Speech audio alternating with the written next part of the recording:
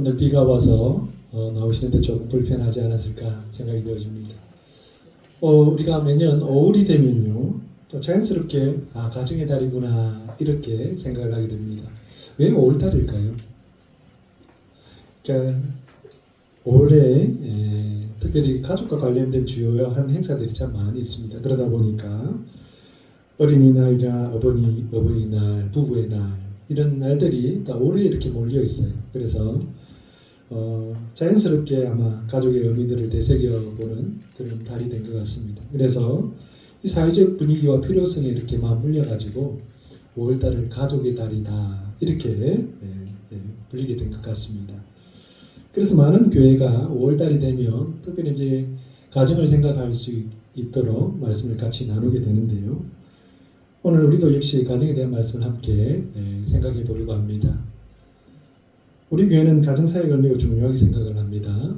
그래서 교회와 가정이 다르지 않다라고 하는 것을 우리가 생각하면서 늘 말씀을 같이 나누고 또 말씀을 이렇게 보고 있습니다. 가정이 건강해야 우리 신앙도 건강해집니다. 가정이 건강해야 우리 교회도 건강해집니다. 그래서 가정이 평안해야 우리는 모든 일이 잘 된다 그런 이야기를 하고 있는 것이죠. 성경 또한 가정이 얼마나 중요한지를 우리에게 설명을 합니다. 그래서 가정 속에서 지켜야 하는 말씀들을 참 많이 주고 있는 것입니다. 오늘은 특별히 하나님의 창조 사역 가운데에 이루어진 가정을 한번 살펴보려고 합니다. 하나님께서 가정을 어떻게 만드셨는지를 살펴보면서 가정의 소중함들을 또 한번 생각해 볼 수 있기를 바랍니다. 성경은 가정을 무엇이라고 할까요? 첫 번째는요, 가정은 하나님이 가정을 완벽하게 만드신 창조물이다 이렇게 말하고 있습니다. 본문 18절 말씀입니다. 우리 함께 같이 읽겠습니다. 시작.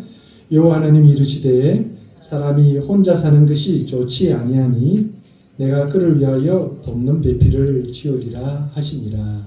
아멘. 같이 하자고 했는데 저 혼자 하게 하셨네요. 하나님께서 천지를 창조하시면서 그 장면을 보면서 끊임없이 반복되는 표현이 있습니다. 하나님이 보시기에 좋았더라 라고 하는 표현입니다.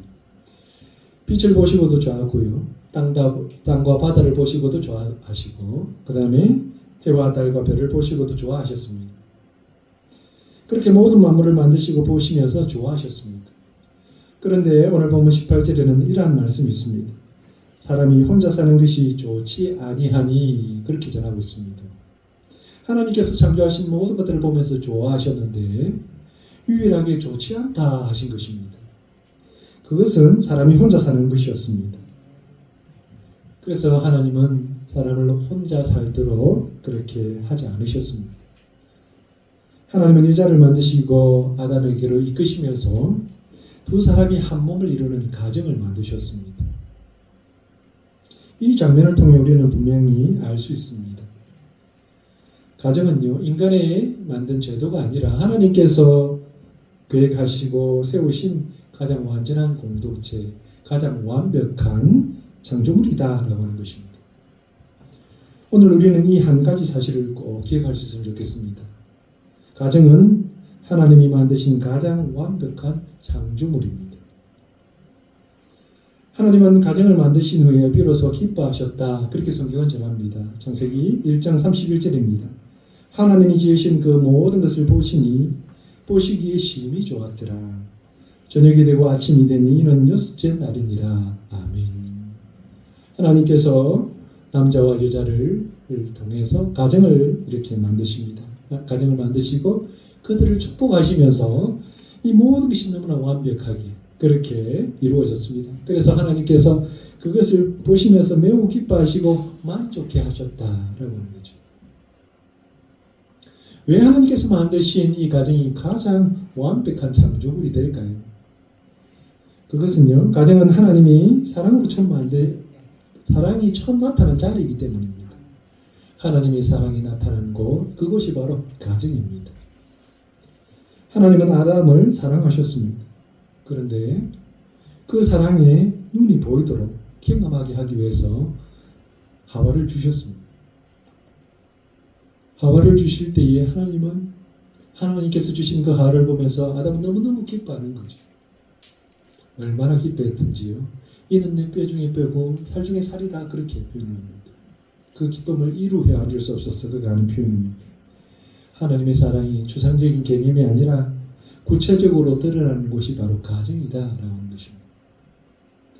우리가 가정을 통해서 가장 많이 경험하는 것이 바로 이 사랑입니다.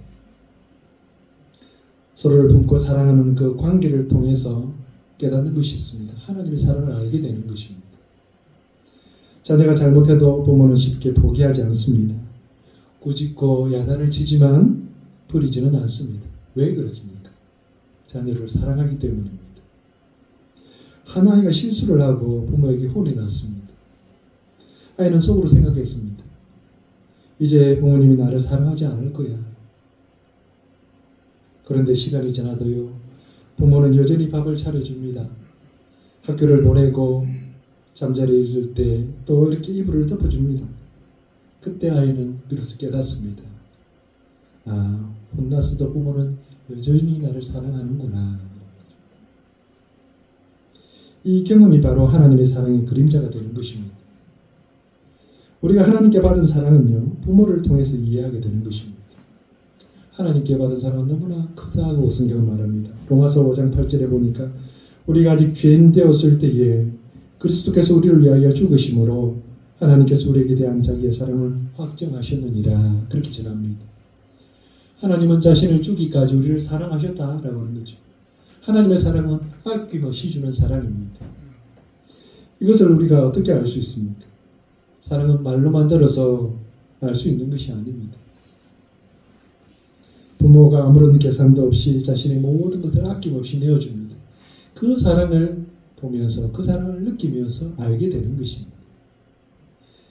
부모는 자식이 아무리 부족해도 사랑하는 것입니다. 자신의 몸에서 태어났기 때문에 사랑하는 것입니다. 하나님이 우리를 만드셨기 때문에 사랑하는 것이 이와 같은 것입니다. 우리는 가정을 통해서 하나님의 사랑을 가장 실제로 경험하게 되는 것입니다. 그러므로 가정은요, 함께 사는 곳이 아니라 하나님의 사랑을 경험하는 거룩한 공간이 되는 것입니다. 왜 가정이 특별할까요? 가정은 하나님의 형상을 닮아가는 자리이기 때문입니다. 하나님은 인간을 자신의 형상대로 창조하셨습니다. 그런데 이 형상은 혼자 있을 때에 잘 느끼지 못합니다. 관계 속에서 더 분명하게 드러나는 것이죠. 왜냐하면 하나님 자체가 공동체로 관계 속에서 계시기 때문입니다. 성부, 성자, 성령 하나님께서 관계 속에서 계십니다. 이 하나님을 닮은 가정은요, 비로소 우리의 관계 소중함들을 일깨워줍니다. 용서를 배우고 인내를 배우고 또 섬김을 배우고 희생을 배웁니다. 가정이 없으면 사랑은 말로만 하게 됩니다. 실제로 훈련받기는 어렵습니다. 가장 중요한 관계 속에서 가장 중요한 삶을 배우는 것입니다. 한 부부가 있었습니다. 결혼 초에는요, 서로 너무 좋아했는데 시간이 지나면서 갈등이 생깁니다. 생각도 다르고 습관도 다르고 말도 다릅니다. 그렇게 갈등하던 그들이 마지막에 할 수 있는 선택이 있습니다. 내가 옳다 계속 주장하든지 아니면 사랑하기 때문에 내려놓는 것입니다. 그때 하나님의 형상을 닮은 사람들은요, 관계를 선택하게 되는 것입니다. 그래서 에베소서 4장 2절은 이렇게 말합니다. 모든 겸손과 온유로 하고 오래 참음으로 사랑 가운데 서로 용납하라 그랬습니다. 이 말씀이 어디에서 가장 현실적으로 적용이 될까요? 바로 가정입니다. 가정은 편안하기만 한 곳이 아닙니다. 오히려 하나님이 우리를 빚어가시는 훈련의 자리입니다. 그래서 가정은요, 완벽하게 만들어져서 완벽한 것이라기보다는요, 하나님이 완성해 가시기 때문에 완벽한 것입니다. 왜 가정이 완벽한 창조물일까요? 세 번째는요, 가정은 하나님의 구원에 흘러가는 통로이기 때문입니다. 하나님은 믿음을 개인에게만 주시는 것이 아니라요, 가정을 통해서 이어가기를 원하십니다. 그래서 성경을 보면 하나님은 항상 너와 내 집이다 이렇게 표현을 하십니다. 노아의 가정도 그렇고 아브라함의 가정도 그렇습니다. 그리고 여호수아의 고백에서도 마찬가지로 나타납니다. 여호와서는 요한처럼 그렇게 말합니다. 나와 내 집이 여호와를 섬기겠다. 그렇게 고백을 하고 있는 것입니다. 가정은 단순히 살아가는 공간이 아니라요, 신앙이 전수되는 통로입니다. 부모가 예배하는 모습을 보면서, 기도하는 모습을 보면서, 하나님의 의지하는 부모를 보면서 자녀는 믿음을 이어가는 것입니다. 삶으로 경험되어져서 그 믿음이 다음 세대로까지 흘러가는 것입니다. 어떤 사람이 그렇게 말합니다. 나는 믿음이 약해서 자녀에게 줄 것이 없습니다. 그럽니다. 자녀는요, 부모의 완벽한 믿음을 보는 것이 아닙니다. 부모가 진정으로 하나님을 따르는 그것을 보면서 믿음을 선택하는 것입니다. 힘들 때에 하나님께 울며 기도하는 모습을, 넘어졌을 때에 다시 하나님께 돌아오는 그 모습을, 그것이 자녀에게 가장 큰 신앙의 유산이 되는 것입니다. 믿음의 부모를 통해 자녀들은요, 하나님을 알게 되고 믿음을 고백하게 되는 것입니다. 그러므로 가정은 하나님과 함께 살아낸 현장이다, 그렇게 표현할 수 있습니다. 신명기 6장 6절에서 7절 말씀도 우리에게 이렇게 말합니다. 오늘 내가 내게 명하는 이 말씀을 너는 마음에 새기고 내 자녀에게 부지런히 가르치며 집에 앉았을 때에든지 길을 갈 때에든지 누워 있을 때에든지 일어날 때에든지 이 말씀을 강론할 것이다, 그랬습니다. 성경은 자녀들에게 하나님의 말씀을 부지런히 가르치라고 전합니다. 그렇게 가정에서 들렸던 그 말씀이 그들에게 믿음이 되고요, 그들의 신앙이 된다라고 하는 것입니다. 믿음은 유학교에서만 배우는 것이 아닙니다. 우리의 가정에서 삶으로 배우는 것입니다. 어떤 사람이 어릴 적에 기억을 이렇게 이야기를 했습니다. 나는, 우리 어머니는 새벽마다 기도하셨습니다. 저는 그 소리를 들으면서 잠에서 깨곤 했어요. 그래서 이 아이는 자라면서 교회를 떠났습니다. 그런데 그 기억 속에 늘 어머니가 있는 겁니다. 어머니가 기도했던 그 장면이 또렷하게 남아 있었던 것입니다. 그리고 결국 그는 하나님께로 돌아왔습니다. 무엇이 이것을 이루었을까요? 완벽한 설교보다요, 더 강력한 것은 삶으로 보여주는 것입니다. 가정은요, 복음을 배우는 교실이라기보다는요, 복음이 살아있는 삶의 터전입니다. 움직이는 현장입니다. 우리의 가정이 때로는 부족해 보일 수 있습니다. 갈등도 있고 눈물도 있고 이해되지 않는 순간도 있습니다. 그러나 하나님은요, 우리의 가정을 기억하십니다. 우리의 가정이 완벽해서 소망이 있는 것이 아니라 하나님이 만드셨기 때문에 소망이 있는 것입니다. 사랑하는 성도 여러분, 가정은 사람이 만든 제도가 아닙니다. 하나님이 직접 만드신 가장 완벽한 창조물입니다. 그래서 가정이 흔들리면 삶이 흔들리고, 가정이 회복되면 인생이 회복됩니다. 혹시 지금 여러분의 가정이 어렵습니까? 갈등이 있습니까? 오늘 말씀 우리에게 전하고 있습니다.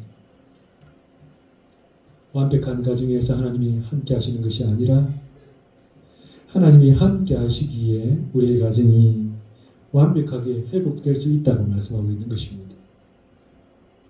오늘 다시 우리의 가정을 하나님께 맡겨드립시다. 사랑이 식어졌다면 다시 사랑을 구하시면 됩니다. 기도가 끊어졌다면 다시 기도를 시작하시고요. 예배가 무너졌다면 다시 예배를 세우십시오. 그때 하나님은요, 우리의 가정을 통해서 사랑을 나타내시고 형상을 빚으시고 구원을 흘러보내실 것입니다. 가정은 하나님이 만드신 가장 완벽한 창조물입니다. 이 진리가 여러분의 삶 가운데 실제가 되기를 축복합니다. 성경은 가정을 무엇이라 할까요? 두 번째는요. 가정은 부부가 중심이고 둘이 하나 되는 것입니다. 오늘 본문 24절은 이렇게 말씀합니다. 이러므로 남자가 부모를 떠나 그의 아내와 합하여 둘이 한 몸을 이룰지로다. 아멘. 사랑하는 여러분, 하나님께서 가정을 만드실 때에 가장 먼저 세우신 관계는요, 부모와 자녀의 관계가 아닙니다. 부부의 관계입니다. 오늘 본문 24절을 같이 한번 읽어보겠습니다. 같이 읽습니다. 시작. 이러므로 남자가 부모를 떠나 그의 아내와 합하여 둘이 한 몸을 이룰지로다. 아멘. 이 말씀은요, 가정의 본질을 가장 잘 설명하고 있습니다. 가정의 중심은 자녀가 아니라 부부입니다. 가정의 목적은 단순히 함께 사는 것이 아니라 둘이 하나 되는 것입니다. 많은 사람들이 결혼을 함께 사는 것이다 이렇게 생각합니다. 하지만 성경은 분명하게 말합니다. 결혼은 단순한 동거가 아니라 둘이 하나 되는 신비한 연합이다 라고 말합니다. 여기서 한 몸이라고 표현은요, 단순하게 육체적인 결합만을 의미하지 않습니다. 마음이 하나 되고 생각이 하나 되고 방향이 하나 되는 것을 말합니다.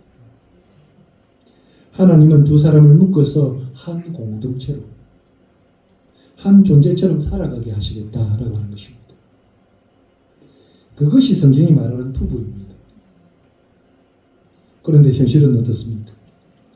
우리는 여전히 둘로 살아갈 때가 많습니다.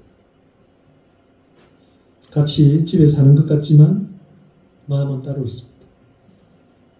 같은 방향을 보는 것 같지만 실제로요, 각자의 길을 가는 것입니다.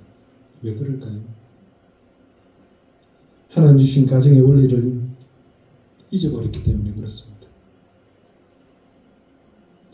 우리는 종종 가정을 유지하는 데 많은 에너지를 쓰지만 정작 가장 중요한 것을 놓칠 때가 있습니다. 집을 마련하고 자녀를 키우고 생활을 안정시키는 데 집중을 하지만 정작 부모의 관계는 점점 멀어질 수 있습니다. 성경은 우리에게 분명하게 말합니다. 가정의 기초는 환경이 아니라 관계입니다. 그 중에서도 부부가 하나 되는 것이다 말합니다. 부부가 하나가 되어야 비로소 그 가정이 온전해진다는 것입니다. 여기 둘이 한 몸을 이룬다라고 하는 이 가정의 원리는요, 결코 단순하지가 않습니다. 여기에는 하나님의 의지가 담겨 있습니다. 하나님께서 가정을 통해서 두 사람을 하나의 존재처럼 묶으시겠다라고 하는 것입니다. 남자는 그 부모를 떠납니다. 그리고 그의 아내와 합해야 합니다. 여기서 합한다라고 하는 이 말은요, 히브리어로 다바크로 이렇게 쓰여 있습니다. 이 다바크라고 하는 이 말은요, 붙들다, 따라붙다, 끊임없이 따라가다, 그런 의미를 담고 있습니다. 단순하게 같이 있는 것이 아니라 끈질기게 붙들고 놓지 않는 상태를 말하는 것입니다. 이것은요, 언약의 정신을 표현하는 것입니다. 결혼은 계약이 아닙니다. 하나님이 언약의 근간 약속입니다. 그러므로 조건을 따라서 우리가 마음대로 갈 수 없는 것입니다. 이 합한다라고 하는 것은요, 이 고백의 언어가 아니고요, 순종의 언어입니다. 살아있는 순종입니다. 좋은 감정이 있을 때만이 아니고요, 힘든 순간에도 여전히 붙들고 여전히 서로를 붙들고 있는 것, 이것이 하나님께서 뜻하신 것이다 라고 하는 것입니다. 그러면 두 사람이 어떻게 하나가 될 수 있을까요? 특별히 남자와 여자가 하나가 된다라고 하는 것은요, 인간적으로는 거의 불가능한 일입니다. 오죽했으면 화성에서 온 남자, 금성에서 온 여자, 그렇게 이야기를 하겠습니까? 남자와 여자는요, 마치 다른 행성에서 온 것처럼 서로 다르다는 거예요. 이해가 안 되는 거죠. 모든 면에서 차이가 있고요, 모든 면에서 다릅니다. 그런데 어떻게 그 사람이 같이 살겠어요? 그래서 성경은요, 이것을 가리켜서 비밀이다 이렇게 말합니다. 에베소서 5장 31절 32절입니다. 그러므로 사람이 부모를 떠나 그의 아내와 합하여 그 둘이 한 육체가 될지니 이 비밀이 크도다. 나는 그리스도와 교회에 대하여 말하노라. 아멘. 왜 이것을 비밀이라고 하셨을까요? 사람의 힘으로는요, 하나가 되는 것이 어렵기 때문입니다. 하나님이 하셔야 한다는 것입니다.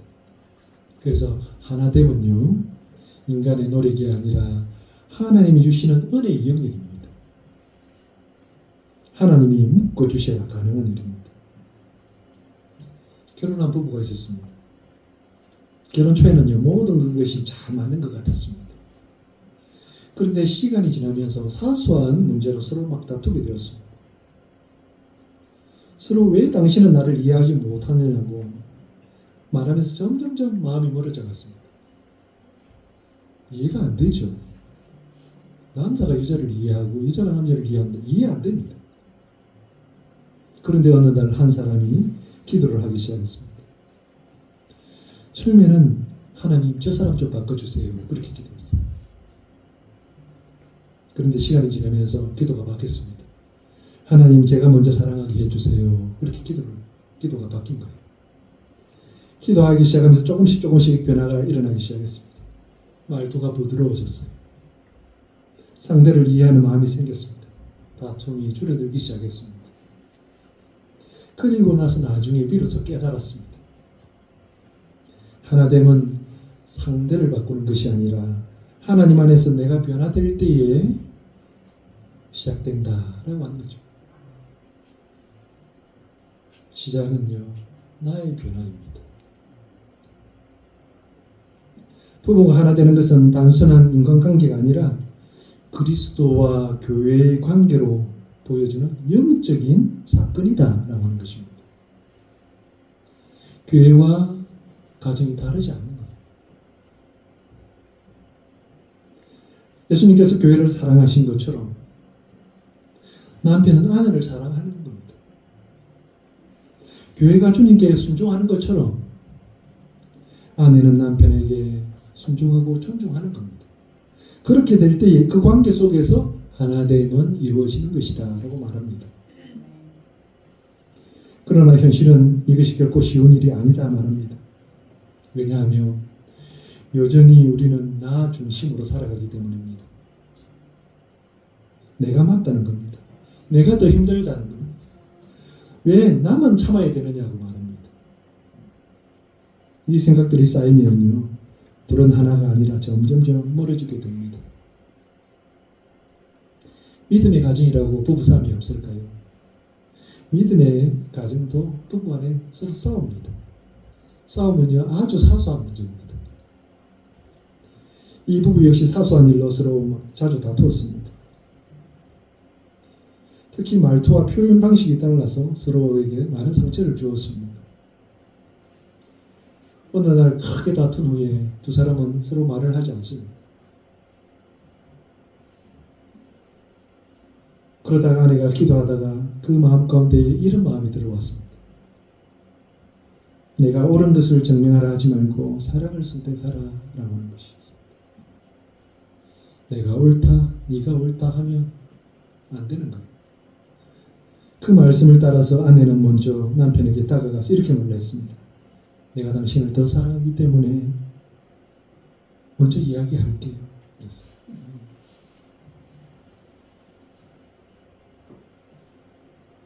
이 한마디에 남편의 마음은 무너졌습니다.